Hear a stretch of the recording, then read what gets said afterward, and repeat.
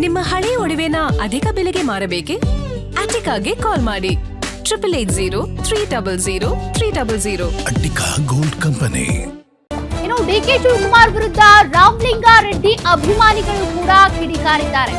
ರಾಮಲಿಂಗಾರೆಡ್ಡಿಗೆ ಬೆಂಗಳೂರು ಅಭಿವೃದ್ಧಿ ಖಾತೆ ಕೈ ತಪ್ಪಿದ್ದಕ್ಕೆ ಆಕ್ರೋಶ ವ್ಯಕ್ತವಾಗಿದೆ. 3 ವರ್ಷದ ಹಿಂದೆ ರೆಡ್ಡಿಗೆ ಮಾತು ಕೊಟ್ಟು ಹಾಗಾದ್ರೆ ಆ ಮಾತನ್ನ ತಪ್ಪಿದ್ರ ಡಿಕೆ ಬ್ರದರ್ಸ್? 3 ವರ್ಷದ ಹಿಂದೆ ರಾಮಲಿಂಗಾರೆಡ್ಡಿ ಮನೆಯಲ್ಲಿ ಒಂದು ಸಂಧಾನ ಮಾತುಕತೆ ನಡೆದಿತ್ತು. ಆ ಸಂಧಾನದ ಫೋಟೋ ಹಾಕಿ ಕಿಡಿಕಾರಿದಂತ ರೆಡ್ಡಿ ಅಭಿಮಾನಿಗಳು ಮುನಿಸಿಕೊಂಡಿರುವ ರಾಮಲಿಂಗಾರೆಡ್ಡಿ ಹಾಗಾದ್ರೆ ಇವತ್ತು ರಾಜೀನಾಮೆ ಕೊಟ್ಬಿಡ್ತಾರಾ?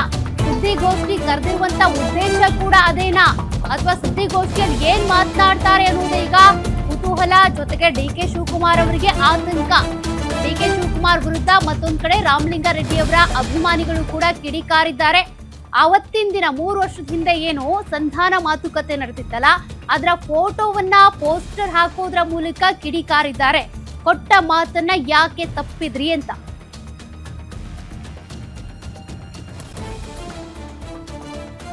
ಸಂಧಾನದ ಫೋಟೋಗಳನ್ನ ಸೋಷಿಯಲ್ ಮೀಡಿಯಾದಲ್ಲಿ ಹಂಚಿಕೊಳ್ಳೋದ್ರ ಮೂಲಕ 3 ವರ್ಷಗಳ ಹಿಂದೆ ರಾಮಲಿಂಗಾರೆಡ್ಡಿ ಅವರಿಗೆ ಕೊಟ್ಟ ಮಾತು ತಪ್ಪಿದವರಂತ ಡಿಕೆ ಬ್ರದರ್ಸ್ ಅಂತೇಳಿ ಒಂದಷ್ಟು ಲೈನ್ಸ್ ಬರ್ದು ಹಾಕೊಂಡಿದ್ದಾರೆ.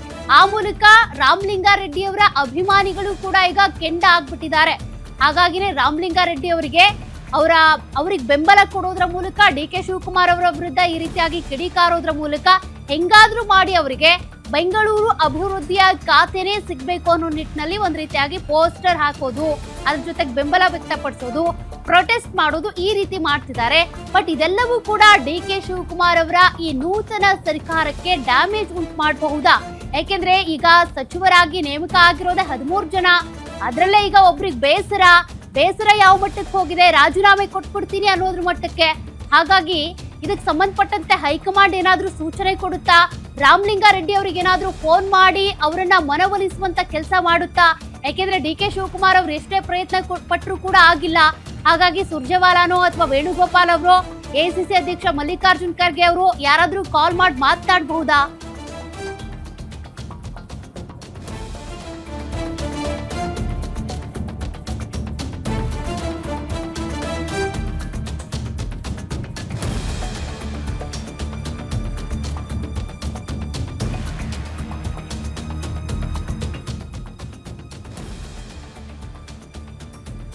ಮತ್ತಷ್ಟು ಡೀಟೇಲ್ಸ್ ಕೊಡ್ತಾರೆ ನಮ್ಮ ಪ್ರತಿನಿಧಿ ದುರ್ಗೇಶ್.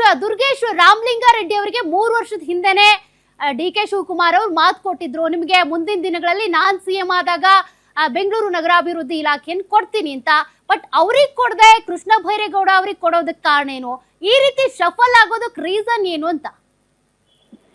ಸೌಖ್ಯ 2023ರಲ್ಲಿ ಅಧಿಕಾರ ಹಂಚಿಕೆ ಸಂದರ್ಭದಲ್ಲಿ ಸಿದ್ದರಾಮಯ್ಯ ಮತ್ತು ಡಿಕೆ ಶಿವಕುಮಾರ್ ನಡುವೆ ಪವರ್ ಶೇರಿಂಗ್ ಮಾತುಕತೆ ಆಗಿದೆ ಅಂತ ಮಾತಿತ್ತು.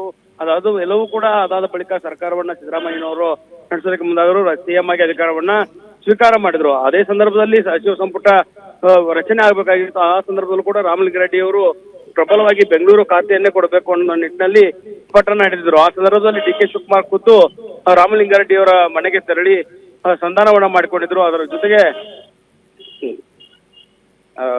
ಡಿಕೆ ಸುರೇಶ್ ದುರ್ಗೇಶ್ ಏನ್ ಗೊತ್ತಾ, ಇಲ್ಲಿ ಕ್ವೆಶ್ಚನ್ ಮಾರ್ಕ್ ಏನ್ ಬರ್ತಾ ಇರೋದು ಅಂದ್ರೆ, ಅಲ್ಲಿ ರಾಮಲಿಂಗಾರೆಡ್ಡಿ ಅವ್ರಿಗೆ ಕೊಡೋ ಅವಕಾಶ ಆಯ್ತು. ಕೃಷ್ಣ ಬೈರೇಗೌಡ್ರ ಏನ್ ಅದನ್ನ ಎಕ್ಸ್ಪೆಕ್ಟ್ ಮಾಡಿರ್ಲಿಲ್ಲ. ಅವ್ರಿಗೆ ಕೊಟ್ಟು ರಾಮಲಿಂಗಾರೆಡ್ಡಿ ಅವ್ರಿಗೆ ಕೈ ತಪ್ಪಿದ್ ಯಾಕೆ ಅಂತ?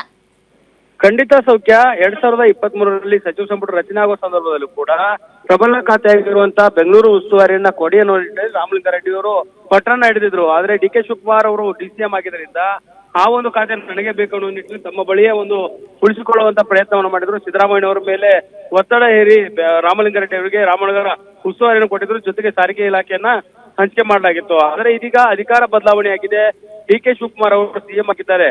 ಇಂಥದ್ದು ಸಂದರ್ಭದಲ್ಲಿ ನನಗೆ ಅವಕಾಶವನ್ನ ಮಾಡಿಕೊಡ್ತಾರೆ ಅಂತ ನಿರೀಕ್ಷೆ ಮಾಡಿದಂತ ರಾಮಲಿಂಗಾರೆಡ್ಡಿ ಅವರಿಗೆ ಈಗ ಶಾಕ್ ಎದುರಾಗಿರುವಂತದ್ದು. ಬೆಂಗಳೂರು ನಗರಾಭಿವೃದ್ಧಿಯ ಬದಲಾಗಿ ಜಲಸಂಪನ್ಮೂಲ ಖಾತೆಯನ್ನೇ ಪ್ರಬಲ ಖಾತೆಯನ್ನೇ ಹಂಚಿಕೆ ಮಾಡಲಾಗಿದ್ರು ಕೂಡ ಅಸಮಾಧಾನ ವ್ಯಕ್ತವಾಗ್ತಿರುವಂತದ್ದು. ಒಂದು ಕಡೆ ಕಂದಾಯ ಇಲಾಖೆಯನ್ನ ಕೊಡಿ ಅನ್ನೋ ನಿಟ್ಟಿನಲ್ಲಿ ಕೃಷ್ಣ ಬೈರೇಗೌಡರು ಡಿಕೆ ಶಿವಕುಮಾರ್ ಅವರ ಮೇಲೆ ಒತ್ತಡವನ್ನು ಹೇರ್ತಾ ಇದ್ರು. ಆದ್ರೆ ಕಂದಾಯ ಇಲಾಖೆಯನ್ನ ತೆಗೆದು ಈಗ ಬೆಂಗಳೂರು ನಗರಾಭಿವೃದ್ಧಿಯನ್ನ ಕೃಷ್ಣ ಬೈರೇಗೌಡ ಅವರಿಗೆ ಕೊಡಲಾಗಿದೆ. ಇದು ರಾಮಲಿಂಗಾರೆಡ್ಡಿ ಅವರ ಅಸಮಾಧಾನಕ್ಕೆ ಕಾರಣವಾಗಿದೆ. ಅವರೇ ಕೂಡ ಕಂದಾಯ ಇಲಾಖೆಯನ್ನ ಕೊಡಿ ಎನ್ನುವ ನಿಟ್ಟಿನಲ್ಲಿ ಬೇಡಿಕೆ ಇಟ್ಟಿದ್ರು ಕೂಡ ನೀವು ಅವರಿಗೆ ಕಂದಾಯ ಇಲಾಖೆ ಬಿಟ್ಟು ಬೆಂಗಳೂರು ನಗರಾಭಿವೃದ್ಧಿಯನ್ನ ಕೊಡ್ತಾ ಇದ್ದೀರಿ, ನನಗೆ ಬೆಂಗಳೂರು ನಗರಾಭಿವೃದ್ಧಿ ಇಲಾಖೆಯನ್ನ ಕೊಡಿ ಅನ್ನೋ ನಿಟ್ಟಿನಲ್ಲಿ ರಾಮಲಿಂಗಾರೆಡ್ಡಿ ನಿನ್ನೆ ಮೀಟಿಂಗ್ ಅಲ್ಲೂ ಕೂಡ ಚರ್ಚೆ ನಡೆಸಿದ್ರು. ಹೀಗಾಗಿ ಈ ಒಂದು ಸಚಿವ ಹಂಚಿಕೆ ವಿಚಾರ ಬಹಳ ಸಂಜೆವರೆಗೂ ಗೊಂದಲ ಆಗ್ತಾ ಇತ್ತು. ಹೈಕಮಾಂಡ್ ನಾಯಕರ ಮೇಲೆ ಡಿ.ಕೆ. ಶಿವಕುಮಾರ್ ಅವರು ಗೂಬೆ ಕೊಡಿಸೋದ ಕೆಲಸವನ್ನು ಮಾಡಿದ್ರು. ನಾವು ಹೈಕಮಾಂಡ್ಗೆ ಪಟ್ಟಿಯನ್ನು ಕಳಿಸಿದ್ದೇವೆ, ಅವರು ಯಾರಿಗೆ ಅಪ್ರೂವಲ್ ಮಾಡ್ತಾರೆ ನೋಡೋಣ ಅನ್ನುವಂತ ನಿಟ್ಟಿನಲ್ಲಿ ಕಾಯ್ದು ನೋಡೋ ತಂತ್ರಕ್ಕೆ ಹೋಗಿದ್ರು. ಆದ್ರೆ ರಾತ್ರಿ ಬಿಡುಗಡೆಯಾದಂತ ಪಟ್ಟಿಯಲ್ಲಿ ಜಲಸಂಪನ್ಮೂಲ ಖಾತೆಯನ್ನ ರಾಮಲಿಂಗಾರೆಡ್ಡಿ ಅವರಿಗೂ ಕೊಡಲಾಗಿದೆ. ಜೊತೆಗೆ ಅಂದುಕೊಂಡಂತೆ ಬೆಂಗಳೂರು ನಗರಾಭಿವೃದ್ಧಿಯನ್ನ ಕೃಷ್ಣ ಬೈರೇಗೌಡರಿಗೆ ಕೊಟ್ಟಿದೆ.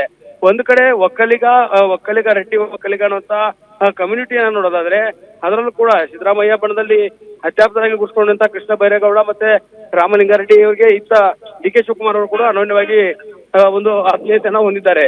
ಇಬ್ಬರ ನಡುವೆಯೂ ಕೂಡ ಯಾವುದೇ ರೀತಿಯಂತ ಗೊಂದಲಗಳಿಲ್ಲ. ಆದ್ರೆ ಡಿ.ಕೆ. ಶಿವಕುಮಾರ್ ಯಾವ ಕಾರಣಕ್ಕೆ ಕೃಷ್ಣ ಬೈರೇಗೌಡ ಅವರಿಗೆ ಬೆಂಗಳೂರು ನಗರಾಭಿವೃದ್ಧಿಯನ್ನ ಕೊಟ್ಟರು ಅನ್ನೋದು ಇಲ್ಲಿ ಬಹಳ ಮುಖ್ಯವಾಗಿ ಚರ್ಚೆ ಆಗ್ತಾ ಇದೆ. ಹೀಗಾಗಿ ಒಕ್ಕಲಿಗ ಸಮುದಾಯದಡಿ ಈಗ ರಾಮಲಿಂಗಾರೆಡ್ಡಿ ಮತ್ತು ಕೃಷ್ಣ ಬೈರೇಗೌಡ ಅವರಿಗೆ ಬೆಂಗಳೂರು ನಗರಾಭಿವೃದ್ಧಿ ಮತ್ತು ಜಲಸಂಪನ್ಮೂಲ ಖಾತೆಯನ್ನ ಕೊಟ್ಟಿದ್ರು ಕೂಡ ಈಗ ಬೆಂಗಳೂರು ಅಭಿವೃದ್ಧಿ ಇಲಾಖೆ ಬೇಕೆನ್ನುವಂತ ನಿಟ್ಟಿನಲ್ಲಿ ರಾಮಲಿಂಗಾರೆಡ್ಡಿ ಅಸಮಾಧಾನವನ್ನು ವ್ಯಕ್ತಪಡಿಸುತ್ತಿದ್ದಾರೆ.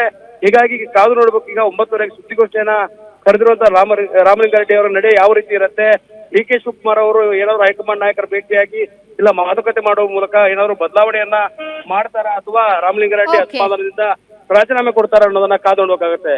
ಸೌಖ್ಯ. Thank you Durgesh ಡೀಟೇಲ್ಸ್ಗೆ.